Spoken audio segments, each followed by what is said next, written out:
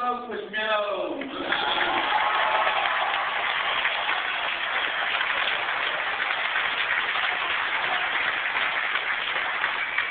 We have these economic problems, and free markets can settle those. Sound monetary system could solve our monetary problems. And a healthy respect for civil liberties, understanding where our lives and our liberties come from, and all of the Constitution, having constitutionalists, that would solve that problem. And also, if we had a constitutional foreign policy of a strong national defense, at the same time, not believing that we should be the policemen of the world, and then believing in occupation.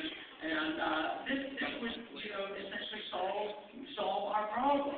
Not a perfect world, but we're moving in the wrong direction right now.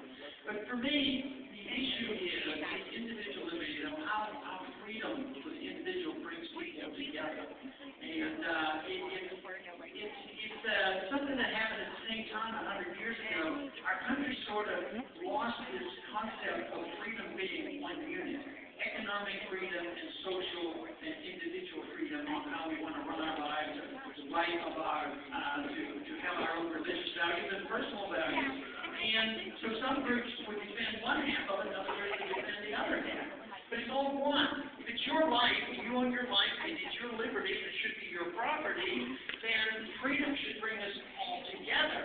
Now, the big problem there is that some people waste their lives.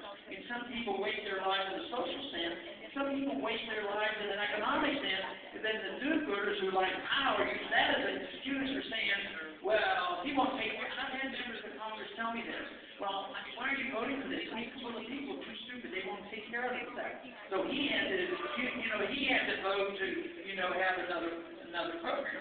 But this is the whole thing. If we can put this all together, what happens is that people have to assume responsibility. Freedom doesn't work if you don't assume responsibility for your behavior.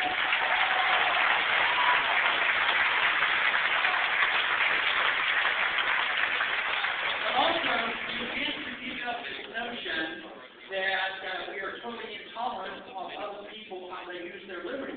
We generally aren't intolerant of how people use their religious liberty. Some people go to different churches, and they don't want to go to church, they don't go to church, and we're fairly tolerant of that. But as soon as it comes to other personal habits, and for one group, it would be personal habits, the other group on economic matters, then they feel compelled that we have to take care of people. They have to be the nation state. And it never ends. Once we take things as assumption that the government can protect us against ourselves, there is no liberty left. The government is endless in taking away our liberty.